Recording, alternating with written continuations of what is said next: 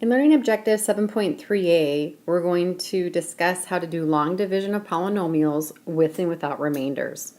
So before we look at polynomials, let's look at regular division of integer numbers.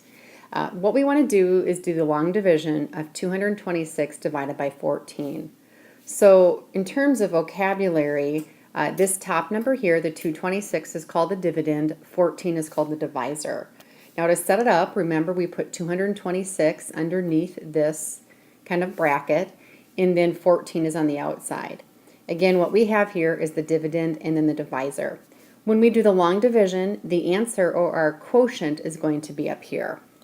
So remember how to get started. We think about how many times 14 can go into 22. It can be 1. So then once you know that, now you do 1 times 14, which is 14.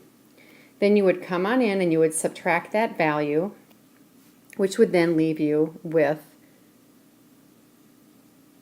8, and then you're going to drop down to 6. So that is one round of long division. Now you just start all over again. Again, you think about how many times 14 goes evenly into 86, and that will go 6 times. So you do 6 times 14, which is going to be 84.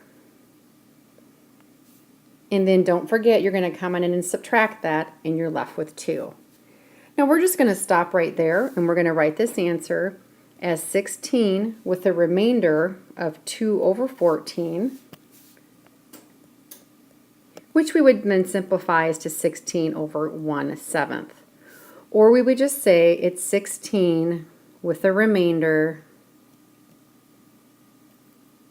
of 2. Now, long division of polynomials works the same way. So again, we have our dividend and then our divisor. So let's put the dividend in standard format underneath our bracket and the divisor on the outside. Now remember, you don't have to look at all the terms. All we do for long division of polynomials is we look at the 3x and we try to make it a 6x squared. So you think about it, 3x times what gives you 6x squared. If you notice this, you're going to need, the 3 has to become a 6, so we need a 2. Here we have 1x, we need to have 2 of them, so we need another one. So we need 2x, and that's what I'm going to put at the top. Now, just like with integers, you're going to multiply. 2x times 3x is 6x squared. But be careful, you also have to multiply this by the other value here in the expression. So 2x times a positive 2 is plus 4x. Now don't forget, this is when you have to come on in and subtract. So you have to subtract this entire piece. So when you do that, it's going to be 6x squared minus 6x squared, which is 0. And it's going to be 1x minus a 4x, which is going to give you a negative 3x. Then you're going to wrap this up by bringing down the negative 2. That's our first round of a long division. Now we can just ignore this 0, by the way. So I'm going to start all over and say, what do I have to do to 3x to make it a negative 3x? Well, I'm going to need a negative 1. So now I'm going to multiply that by both of the terms. So negative 1 times a positive 3x is negative 3x. Negative 1 times a positive 2 is negative 2. Now I'm going to come on in and subtract both pieces. And I'm just going to write this differently. If I subtract, means I change this sign and I change this sign. So really this becomes plus and plus. When you add down, 3x plus 3x is 0. And negative 2 plus 2 is 0. So this right here is a scenario where there's no remainder. And the quotient answer we have is 2x minus 1. Now keep in mind, you can always check if you have the right answer. All you have to do is you're going to take your divisor and times it by the quotient.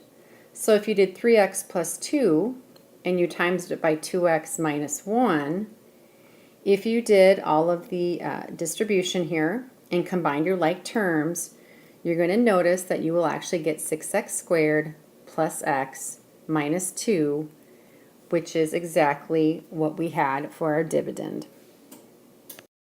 Okay, let's just bring this up a level. Again, here we have our dividend is a fourth degree polynomial and our divisor is a second degree polynomial. So I'm going to set it up with the 3x to the fourth minus 7x cubed, but then I'm going to realize it goes from x cubed all the way to the constant. There's no x squared, nor is there an x. I'm going to put a placeholder in here just in case we need it. So I'm going to put plus 0x squared plus 0x and then plus 5. And then the divisor is x squared plus 2. Again, so now we can just start and we're going to look at what we have to do to x squared to make it 3x to the fourth. So it looks like we'll need a 3 and it looks like we'll need another x squared. Now if you have a hard time seeing that, what you can do is on the side just take 3x to the fourth and basically just take x squared out of it. If you take x squared out of that, you're going to be left with another x squared and then just a 3, and that's the value we need. So now let's multiply it to each of the two variables here. So 3x squared times x squared is 3x to the fourth.